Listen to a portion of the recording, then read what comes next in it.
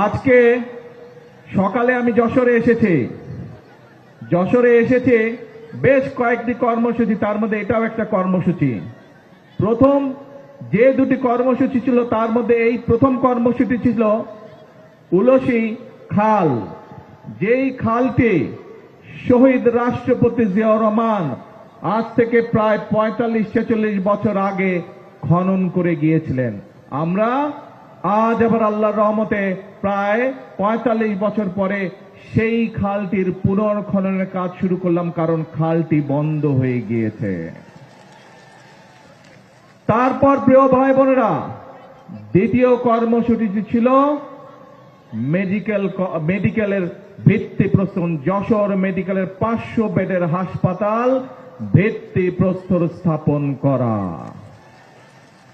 প্রিয় ভাই বোনেরা, ২০০৬ সালে মরহুম তরিকুল ইসলাম সাহেব একটি জনসভায় সেই সময়কার প্রধানমন্ত্রী মরহুমা খালেদা জিয়ার কাছে যশোর মেডিকেল কলেজ এবং হাসপাতালের কথা বলেছিলেন। দেশনেত্রী বেগম খালেদা জিয়া তাৎক্ষণিকভাবে সেটি বাস্তবায়নের আশ্বাস দিয়েছিলেন এবং ২০০৬ সালে সেটির কাজ শুরু হয়েছিল। কিন্তু মেডিকেল কলেজের কাজ সম্পন্ন হয়ে গেল, হাসপাতালের কাজ হয়নি গত ২০ বছরে। আজ আল্লাহর রহমতে শহীদ জিয়ার দল বিএনপি, দেশনেত্রী খালেদা জিয়ার দল বিএনপি আল্লাহর রহমতে আবার সরকার গঠন করার পরে ২০ বছর পরে আজ আবার সেই হাসপাতালের কাজে হাত দিল। প্রিয় ভাই বোনেরা, বিএনপি আমরা একটি স্লোগানে বলি, বিএনপির সকল ক্ষমতার উৎস হচ্ছে বাংলাদেশের জনগণ, এবং সেই জন্যই বিএনপি শহীদ জিয়ার রেখে যাওয়া যে কাজ, অসমাপ্ত যে কাজ, সেই কাজ বিএনপি সম্পন্ন করতে চায় দেশের মানুষের স্বার্থে। প্রিয় ভাই বোনেরা, দেশনেত্রী খালেদা জিয়ার রেখে যাওয়া যে অসমাপ্ত কাজ, যেই কাজ বিগত ২০ বছর ধরে যারা স্বৈরাচারী ছিল, যারা ছিল ক্ষমতায়, তারা যে কাজটি জনগণের জন্য করেনি, যে কাজটি শহীদ বেগম খালেদা জিয়া শুরু করেছিলেন, আবার ২০ বছর পরে তার দল সেই কাজটি জনগণের জন্য শুরু করেছে। অর্থাৎ যেহেতু আমাদের সকল ক্ষমতার উৎস জনগণ, সেজন্যই আমরা জনগণের জন্য যে কাজ করলে জনগণ উপকৃত হবে সেই কাজগুলো বিএনপি করে, এবং সেই অসমাপ্ত কাজগুলো বিএনপি আবার শুরু করেছে।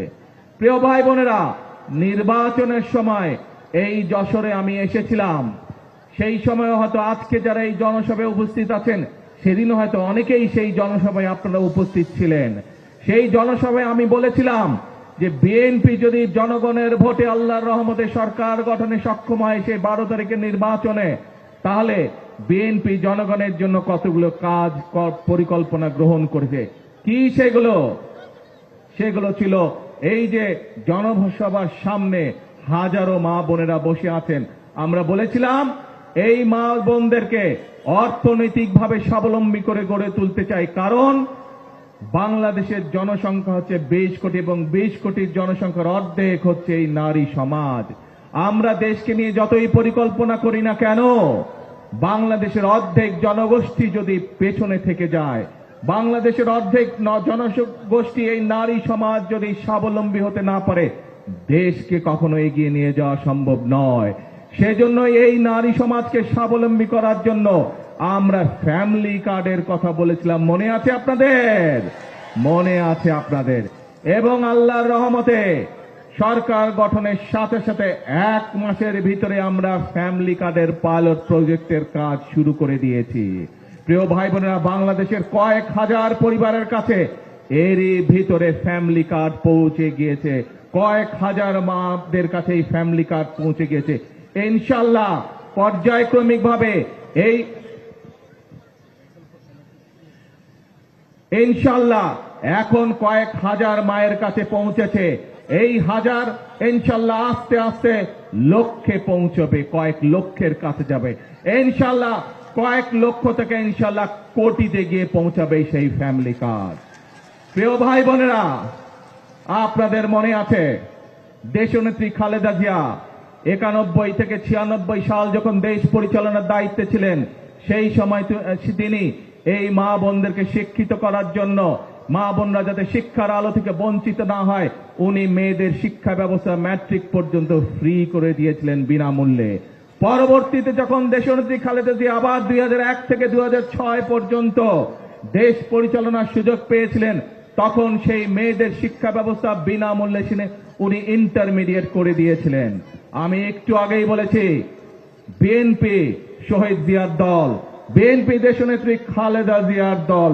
এই বিএনপি এখন বর্তমানে সরকার পরিচালনা করছে এবং বিএনপি শহীদ জিয়া এবং খালেদা জিয়ার অসমাপ্ত কাজ পূরণ করতে চাই। সেজন্যই আমরা সিদ্ধান্ত নিয়েছি, ইনশাল্লাহ মেয়েদের শিক্ষা ব্যবস্থা স্নাতক এবং ডিগ্রি পর্যন্ত আমরা ফ্রি করব আবার, যাতে করে মেয়েরা আরো উচ্চ শিক্ষা লাভ করতে পারে এই দেশের মেয়েরা।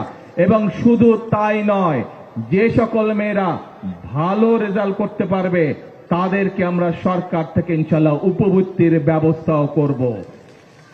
প্রিয় ভাই বোনেরা, আমাদের মায়েরা বোনেরা প্রতিদিন একটি কষ্টের সম্মুখীন হতে হয়, প্রতিদিন একটি যুদ্ধ তাদেরকে করতে হয়। ঘরে পরিবারের সকলের আহারের ব্যবস্থা করার সময় তাদেরকে রান্নার ব্যবস্থা করতে হয়। এই রান্নার ব্যবস্থা করার সময় যে চুলা জ্বালাতে হয়, তার জন্য গ্যাস বা খড়ি যেটাই ব্যবহার করেও এটি একটি সমস্যার কারণ। আমরা গত 2 দিন আগে পরিকল্পনা গ্রহণ করেছি, ইনশাল্লাহ মায়েদের হাতে আমরা যেরকম ফ্যামিলি কার্ড পৌঁছে দিয়েছি, ঠিক একইভাবে সারা বাংলাদেশে যারা ফ্যামিলি কার্ড যাদেরকে দিব, ঠিক সেই মাদের কাছে আমরা আরেকটি কার্ড দিব। সেই কার্ডটি হচ্ছে এলপিজি কার্ড, যাতে করে তাদেরকে আর রান্নার কষ্ট পোহাতে না হয়, যাতে করে পরিবারের খাবার দাবার রান্না বান্না করার সময় দুশ্চিন্তায় পড়তে না হয়। ধীরে ধীরে ইনশাল্লাহ আমরা সেই ব্যবস্থাও মাদের জন্য করব।